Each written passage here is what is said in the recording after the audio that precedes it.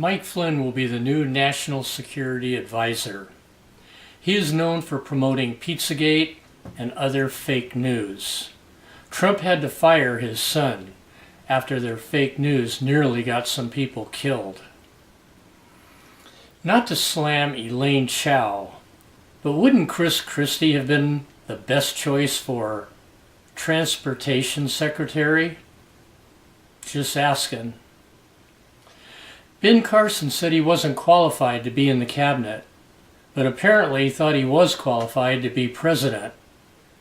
If you follow the deep thoughts of Ben Carson, that logic should not surprise you. But Donald desperately needs a black guy in his white as snow cabinet, so he talked Ben into accepting the job of Housing and Urban Development Director. But one note of caution to Trump. To avoid having to replace your token Negro, make sure to keep him as far away as you can from Steve Bannon, or you might wake up to find an unpleasant surprise one morning hanging from the White House Christmas tree. Trump is still looking for a job for Sarah Palin. He's found jobs for all the rich boys, evangelicals, swamp things, and even the one black guy. But he still can't figure out what to do with the woman who has given new meaning to the word gifted when she does her impression of a dictionary in a washing machine.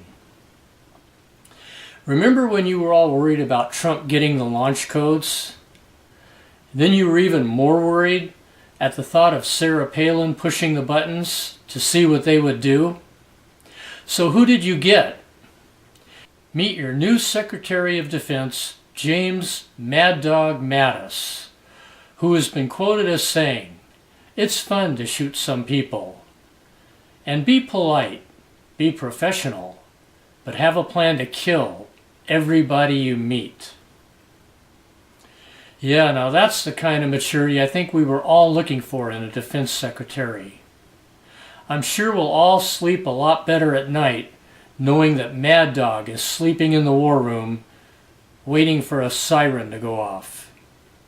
Man, I sure hope no one sets off the fire alarm.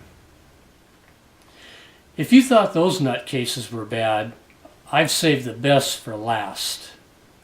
The Trump campaign now admits that most of what they promised was nothing more than campaign rhetoric. In other words, they were lying. However, there was one thing Trump said that was true. Quote, "I could shoot someone right here on Fifth Avenue and not lose a single vote." End quote. Trump was basically telling them how incredibly stupid they were, and right to their faces. And to prove him right, they still elected him, just like he said they would. So who are these people who turned our nation over to the wolves?